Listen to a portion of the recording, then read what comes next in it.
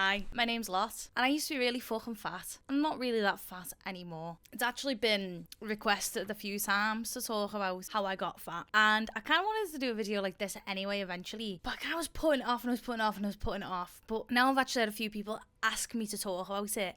I'm going to talk about it, and the reason why I'm doing it now is because I only put a video out a couple of days ago, and I thought it would be good to kind of slide this in between two videos of what I usually do. So I'll put another video out later in the week of what I usually do, and this can just be a little bonus and we can get to know each other, because I feel like you're just grasping a little bit about who I am as a person, but you don't really know me yet, so let me introduce myself properly. So this video is completely unscripted, just like the rest of my videos are, to be honest.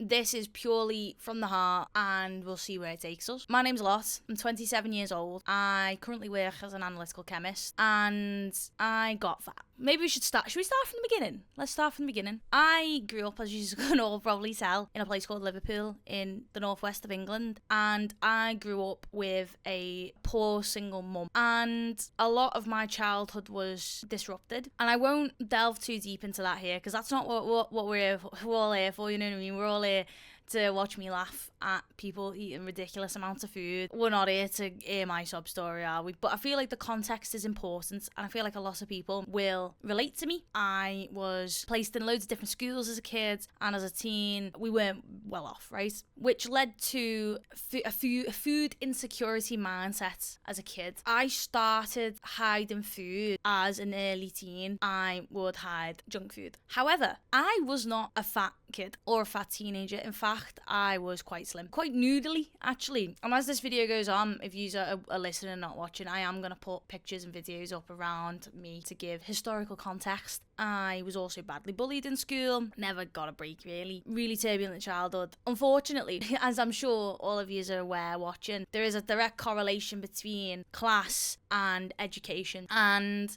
unfortunately my mum wasn't the best educated in terms of what's right to feed me. So a lot of my food was what a British person would probably describe as like British mum food. So my rotation of meals while I was a kid at home with my mum was a rotation of spaghetti bolognese, scouse, which for those who aren't in the know is a type of stew, chili con carne if you want to get specific about it, whatever oven food there is, so oven pizzas, oven chips, oven nuggets, and I drank a fuckload of full sugar pop as well. There's also, like I've said previously, I'm no sociology student, right? And I'm sure someone more educated in the subject will be able to tell you why these things happen. But in English poverty specifically in the noughties and tens, there was a few big food supermarket places called Farm Food, Iceland, and basically they were just really cheap food shops, and they would do deals on junk food. So the junk food deals would be like so many frozen pizzas for so much money. And there's one specific offer that I'll never forget, which was crates of full sugar pop for 3 for 10, like, so 24 cans, 3 lots of 24 cans for a tenner, and my mum would buy that every single week, and yeah, it was mostly me that would go through those pops. There was a time when I was in my late teens when I was drinking 6 cans of full sugar Coke a day. However, I wasn't eating that much, like actually genuinely, I didn't actually eat that much. I wouldn't really have breakfast. I'd go to school, and oftentimes I wouldn't really eat anything at lunch at school. And because I got something called free school meals because we were poor, so I'd get what the school would serve, and it was oftentimes fucking disgusting. So I wouldn't eat it, and then I'd go home and I'd have this monstrous meal made by my mother. So a lot of the times I was running on these full sugar drinks to get me through the day. After I left school and I went to sixth form, which for you Americans is 16 to 18 years old, it's kind of like a stepping stone between high school and university, I discovered alcohol. First time I ever had a beer, I must have been not even 10 years old, right? And like, alcohol is so prevalent in British culture, especially when I was a kid. So I'd always drank all the way through my teens, but my mum started buying me alcohol specifically in my first year of sixth form. And she would go out and I would just be on my own in the house with like a 6-pack of San Miguel or something, right? Entire bottle of rosé wine, and I'd drink on my own in the house because I was a loner and bullied and blah, blah, blah, blah. So I really liked alcohol. And then when I turned 18, which is the legal drinking age in the UK, I drank a lot. a lot. I then went to university. I went to university a year later. I went to university when I was 19 because I decided to take a gap year. So then I started university, and as I'm sure you're all aware, binge drinking culture in British universities especially is just like off the charts. People will be hospitalised with alcohol poisoning. And I drank. However, it was the first time in my life I ever had an amount of money in my bank account, right? So I was working as a bartender as well as getting a student loan, and it absolutely blew my mind that now I could just eat whatever I wanted whenever I wanted. Unfortunately, I was never really taught to cook as well as a teen, and I'd also just like to add, I'd also decided to go vegan as a teenager as well. So a combination of alcohol, drinking a lot of alcohol, and being a veggie or a vegan, depending on the fucking way of the wind, I never learned to cook properly. So then when I moved to halls and there was no judgment from family and there was an amount of money in my bank account, I just started ordering food all the time. And the weight did creep on through my university years, but I looking at the pictures, and I'm, like I said, I'm putting pictures up as I'm talking, looking at the pictures, yes, I was a bit overweight, but nothing like alarming. Do you know what I mean? It just, a lot of the times I was referred to as having puppy fat, right? Oh, I'll fall off you when you get into your mid-20s. I'll fall off you when you get into your mid-20s. But the thing was I was bartending like 4 or 5 days a week on top of university. So I was always on my feet moving, but drinking in excess and eating in excess. And that's what kept me just kind of overweight. Once I finished university during COVID times. So I actually graduated informally. Well, I finished university in 2021. And I had a boyfriend at the time who wanted to move across the country. I didn't want to leave Liverpool yet. I wanted to stay in Liverpool. I didn't know what I wanted to do after uni. I was having so much fun bartending in the place I was bartending. I had the most friends I'd ever had in my life because I always struggled to make friends. And I was just loving life, right? COVID, the restrictions had started coming down a little bit, and I just wasn't ready. I'd lost basically most of my early and mid-20s to COVID and my university experience to COVID. That now things were kind of calming down a little bit in terms of restrictions in the UK. I just wasn't ready to go. But at the time, I was a bit of a pushover, and my boyfriend had said to me, you either come or we break up. Anyway, long story short, he broke up with me. We split up, and I moved back to Liverpool and was staying in my best friend's flat while I was trying to get myself sorted. My old bar job took me back. I was just bartending. Basically, from that time, I'd spent any savings I'd managed to save during university through work and mad hours on top of university. I'd spent it all moving to this other city with this boy, so I had nothing to show for the hard work that I'd done on top of my university studies. So I was kind of at square one, feeling really hopeless, really defeated. Like I said, was living in my best mate's flat and working back in the bar that I was working in, and it was also really embarrassing to go home as well because everyone, I had a big leaving party thrown for me, and it was all I come back with my hat in my hands, you know what I mean, please can I have my old job back? Like I said, this is all unscripted, so it's all coming to me in flashes. Now, not being in uni, I'm working full time as a bartender. There's nothing keeping me accountable to trying to live a regular timed life. So a lot of my life then became party all of the time, and I was working mad hours. And when I say working mad hours, my the smallest shift I'd do was 11 hours, and max shift I'd do was 14, with 20-minute breaks here and there, and also over evenings and late nights. So I wasn't seeing the daytime. I was being so tired, I wasn't really cooking for myself. I was, again, ordering a lot. Or this is when I like to say I started to get into my depression meal era, because I was skint, trying to move out of my best friend's flat to actually find somewhere to live myself. I started just eating things to keep me full. But on top of this as well, I was drinking every single day. And I'm not talking 1 or 2, I'm talking 4, 5, 6. So there's a culture in British hospitality. I don't know if this applies elsewhere, but at the end of your shift, you get something called a staffy, which is a thank you drink for working that day. So I'd have my staffy at the end of my shift, but then by the time I finished my staffy, my friend would have finished their shift, so I'd stay and have a drink with them while they drink their staffy. But then the bar's closing in an hour, so the 3 other people at work and are also going to have their staffy, so I may as well have another drink and wait for them to have their staffy, and then we can go and have a post-work drink. It's now 2 a.m. We're in this bar, and they do a hospitality offer where it's a beer and a shot for £5. Well, it makes sense to do the beer and a shot for £5. I'm a skint bartender, I'm going to do that. You see where I'm going with this. Next thing you know, it's 6 a.m. and you're in a disgusting club watching someone's nan get fingered. It's not nice. And those who are from Liverpool or have ever been on a night out in Liverpool, I'd like you to guess what club that was that I watched that happen, because I wish that was just a joke, but it's not. This is when my depression meals started creeping in, and this is when I started eating like plain basmati rice, like microwavable basmati rice with soy sauce. Or when I did eventually move out of my best friend's flat, I moved above a shop. So I'd finish my shift, go in the shop, and because I had no energy to cook anything, or actually really the knowledge of how to cook something, or even what to cook, I would go in the shop and I'd buy like a microwavable meal, or I'd buy like an oven pizza and big grab bags of crisps as well. And I'd go back up to my flat and I'd just eat all of this in one sitting. And plus, also at home, would have an alcoholic drink as well. I, honest to God, think I drank more alcohol on a day than I did drink water. Anyway, as time went on and I started healing from my breakup and I got myself into a new flat and I was living on my own, things were coming back round, I was finding like happiness again post the breakup. I was like, right, I need to leave hospitality. I didn't spend this time in university for nothing. I need to get into the industry.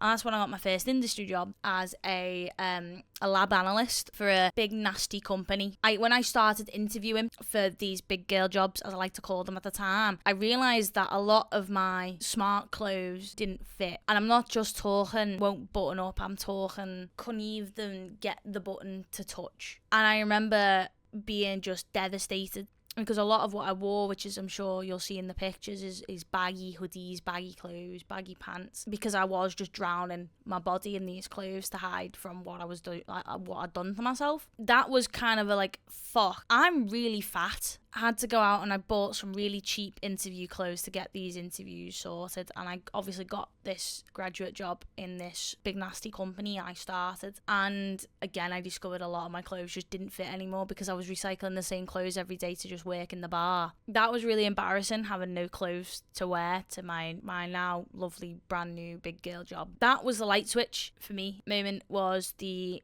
clothes don't fit anymore, and not just like a little bit tight, but like wouldn't come together. I bought a scale and I weighed myself, and I'll never ever forget the feeling, because I'd always told myself that I was like 70 kilos, right? 75 kilos maybe. Because during COVID, my ex-boyfriend had got me into trying to run just to keep moving. I tried to lose a bit of weight during COVID because everyone, I will say this was not my one and only weight loss journey. There was a few over the years of being slightly unhappy with the belly fat, or slightly unhappy this, so I'll go on a diet and 1,200 calories and it not working. Oh God, why is that not working? I wonder why. But the last time I weighed myself, I was in like the early 70s, and I'll never forget standing on that scale and seeing 89.4 kilos. And for those who are not kilo users, that's 197 pounds. I've had a couple sprinkled comments across my videos so far of people saying, you weren't even that fat.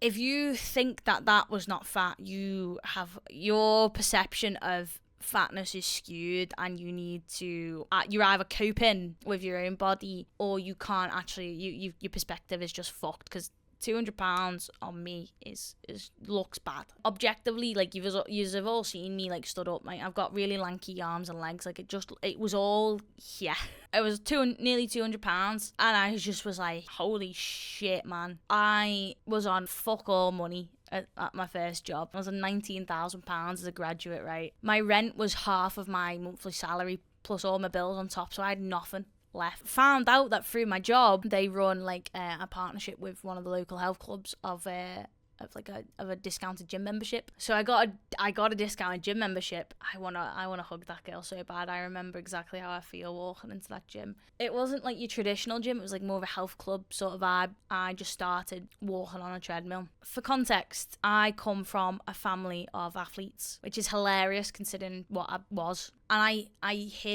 thought I hid what I was looking like and how I was being from my family, but I very obviously wasn't hiding it very well. I'd gone to my dad, and my dad is a renowned athlete. Dad, I'm fucking fat.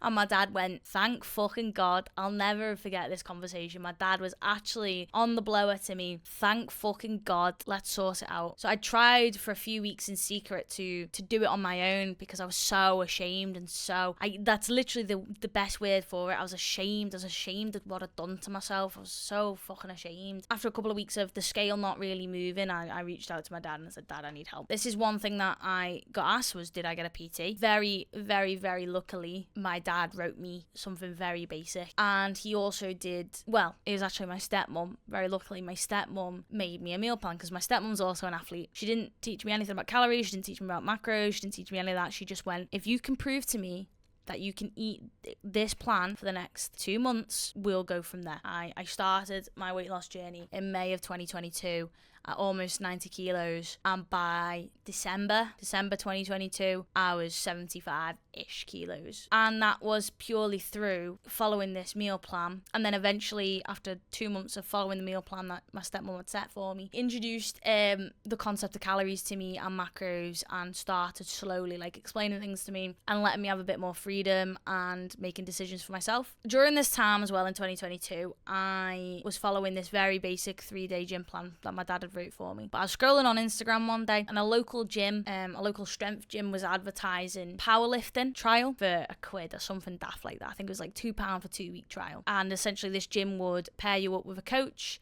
and you could have 3 or 4 group sessions a week in a personalized plan and see if you like the sport and try it out. And I really to this day don't know what prompted me to just click like join. But it was the August of 2022 and I went down to this basement gym and met up with the gym owner who paired me with my coach Joe. Originally I was supposed to powerlift, but Joe prefers Olympic lifting, and I actually am pretty sure he doesn't even coach powerlifting at all now. I started that and I did 2 weeks of it. Instantly I was like, this is my fucking sport. This is it. This is it, dude. The go in the gym three days a week that my dad had made for me was great and it was working. There was just something about, for me, having a goal. It feels like at the time when I was doing the gym plan, there's no end goal. It was just, you go to the gym and you go to the gym forever. I'm very goal oriented, and if there's no D-Day, if there's no this is what we're aiming for, then it's I lose interest, right? So when I started, I did my 2-week trial Olympic weightlifting and powerlifting. I was like, this is it, dude. So I stopped doing the 3-day-a-week plan that my dad had written me. I didn't tell him, and I just started up with this coach, and I took the highest tier that I could with him, the most sessions I could have a week with him, bespoke plan, one-on-one time with him, etc. Well, the rest is history when it comes to that, really. I fucking fell in love with the sport. It's what I do now. But obviously I don't live in Liverpool anymore, so I still have the same coach. Everybody coaches me online now. Honest to God, that sport saved my life. It saved my life, simply put. So alongside the sport, I had taken my food into my own hands as well in the back end of 2022. And I was kind of just maintaining. I was in the mid-70s, so I'd lost almost 15 kilos. And I didn't look that bad. I still very obviously had bit like fat to lose, but I looked better, I felt better, I was moving my sport. And then at that point for me, the goal kind of shifted from I must lose weight and be as skinny as possible to I want to get good at this sport. So it was only last year, so 2024, when I decided I need to actually lock in here and look at my physique again and look at my weight again. Because like I said, I was kind of bouncing between 70 and 75 kilos. Again, like I said, there was still obvious body fat. I wasn't lean by any stretch of the imagination. So I decided, like, I'm going to lock in here. I want to compete in this weight category, so I need to be this weight. So in November of 2024 to February of 2025, I went from 70 to 62 kilos in that time, and fucking hell was it hard work. Like it was hard work, but that meant I kind of sit where I sit now. I kind of very happily sit at 63 right now, 63 kilos, but I'd love to be a little bit lower because I do still have very obvious body fat, and I'd like to compete in the category below what I currently compete in. That was a very long-winded way to say I moved more and ate less. I get asked that quite a lot. How did you lose the weight? How did you lose the weight? And simply put, I moved more, I ate less. And people fucking hate that saying. They hate it. They don't want that to be the way. Oh, but that doesn't work for me. I ate 1,200 calories. No, you didn't. I ate 1,500 calories. No, you didn't. Unless you are literally like a time lord yourself, you are not bending physics, that you are eating less than you are expending and not losing weight. Long story short, I just moved more and ate less. And that is still the strategy I'm going to apply now when I want to go from 63 to 59. But if you wanted some genuine advice that's not sarky, my bit of advice would be obviously to eat less. Find something that you enjoy doing. People say to me, I hate going to the gym though. Then don't go to the gym. No one's got a gun to your head telling you to go to the gym. Don't go to the gym. Walk, swim. There's so many different things you can do to move your body to spend calories that doesn't involve shoulder pressing at the gym. You don't need to go to the gym. You don't need to start at the gym. It's fine. Eventually, you probably should. If you don't like it now, that's fine.